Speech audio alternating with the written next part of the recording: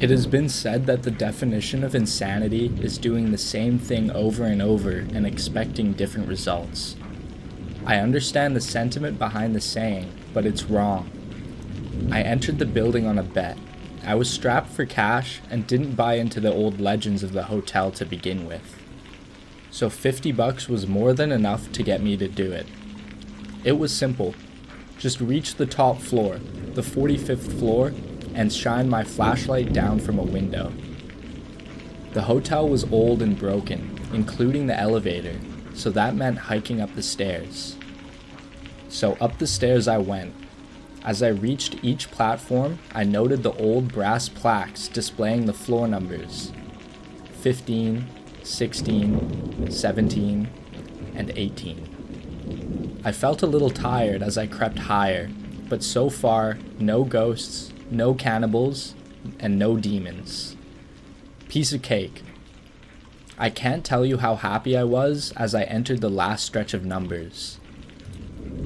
I joyfully counted them aloud at each platform: 40, 41, 42, 43, 44, 44. I stopped and looked back down the stairs. I must have miscounted, so I continued up. 44. One more flight. 44. And then down 10 flights. 44. 15 flights. 44. And so it's been for as long as I can remember. So really, insanity isn't doing something repeatedly and expecting different results. It's knowing that the results will never change, that each door leads to the same staircase, to the same number. It's realizing you no longer fall asleep. It's not knowing whether you've been running for days or weeks or years. It's when the sobbing slowly turns into laughter.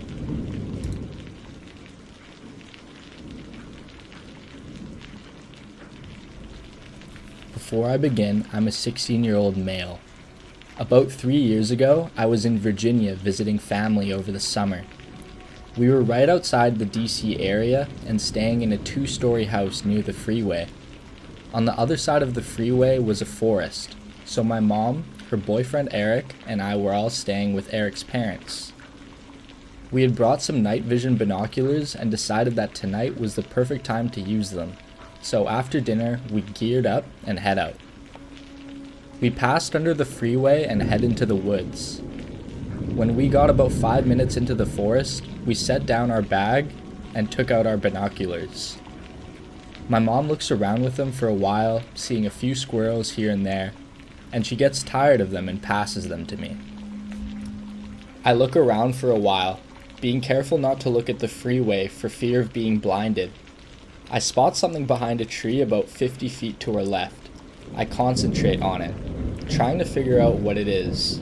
It looks like a pale, bald, anorexic man looking straight at us from behind the tree. I get a bit uneasy, but I'm hesitant to believe it's really there. I ask Eric to take a look just in case. To my despair, he sees it too. He describes it much the same way I did. Now, Eric is a former amateur boxer, and I train MMA almost every day, but neither of us wants to stick around with that thing. We start heading back to the house, crossing under the freeway. We take another look behind us as a car comes by. All three of us see glowing eyes lit up by the headlights on the other side of the freeway. We say screw that and head back to the house. When we get back, Eric's parents are asleep, and my mom and Eric go upstairs to the guest room. There's only one guest room, so I have the couch downstairs. I'm a little too excited after seeing that thing in the woods, so I end up staying up all night. Around 3 a.m., I'm watching TV and start hearing footsteps above me. I immediately remember our earlier encounter and panic a little. I try to calm down and tell myself it's just one of the dogs or maybe someone who couldn't sleep. I keep hearing the footsteps for a while until I hear a doorknob jiggle. I find it weird that they're trying to open a locked door, but try to ignore it. They stop, walk around for a few minutes, and then it's quiet again. I stay up until the sun starts coming up and then pass out. My mom wakes me up and I remember the footsteps from the night before. I describe what happened and ask if one of them got up at any time. She says no, and I think it must have been one of the dogs. That is, until she tells me that the room above me is the office. No one was in the office, and the door stays locked at night. My heart sinks as I piece it all together. I don't know if it was that thing for sure, but I think it was. I've done a lot of research since then, trying to figure out what that thing was that I saw that night. I've found two creatures that seem to match it. I think it was either a skinwalker or Wendigo. Whichever one it was, I'm thankful that the door was locked.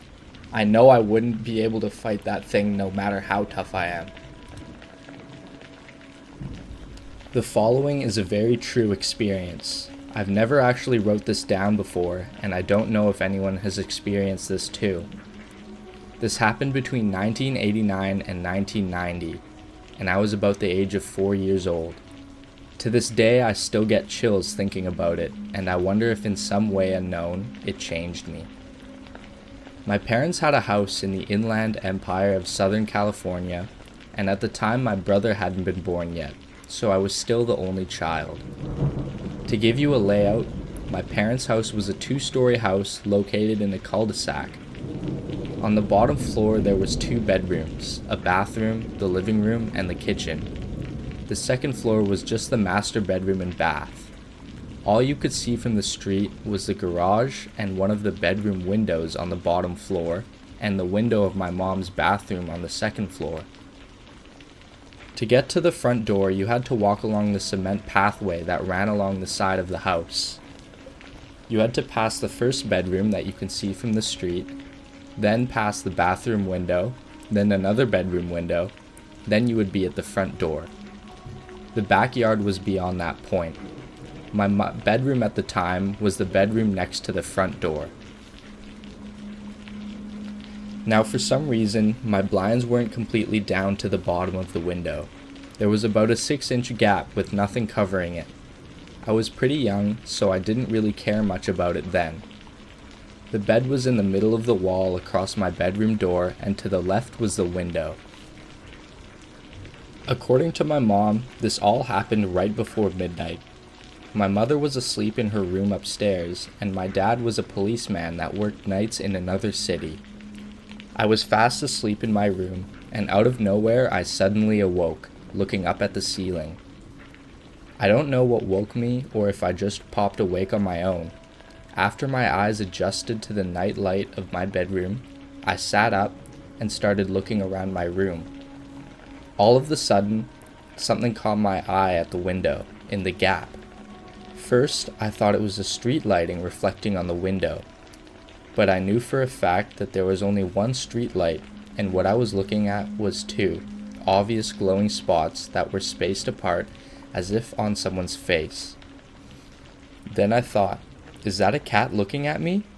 And yes, I vividly remember thinking these things, trying to debunk this at 4 years old. I had remembered then that my cat Chelsea's eyes would reflect at night. But this looked different than that. The cat's eyes would have almost different colors when reflecting.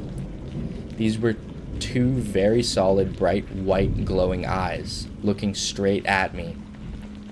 I just stared at them, frozen stiff, trying to make sense of what I'm seeing. I couldn't see a face at all. The eyes were just so bright, nothing else stood out. That void, or face, around the eyes looked blacker than the night. I thought again, well, if this is a cat, how could a cat be big like a person? And why would a cat stand up to stare in my bedroom? The curiosity got me, and I went for it.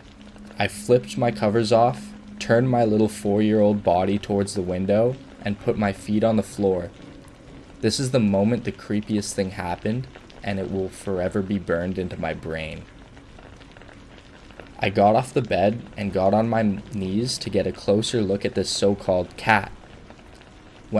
At this very moment, This faceless pair of glowing white eyes began to slowly and steadily tilt to the side, very similar to Michael Myers in Halloween. With eyes still locked on me, not blinking once, the feeling of dread and fear shot through my body. Completely terrified, I burst into tears immediately and booked it down the hallway, through the living room and up the stairs to tell my mom. Although I was going as fast as I could, it felt like it took forever.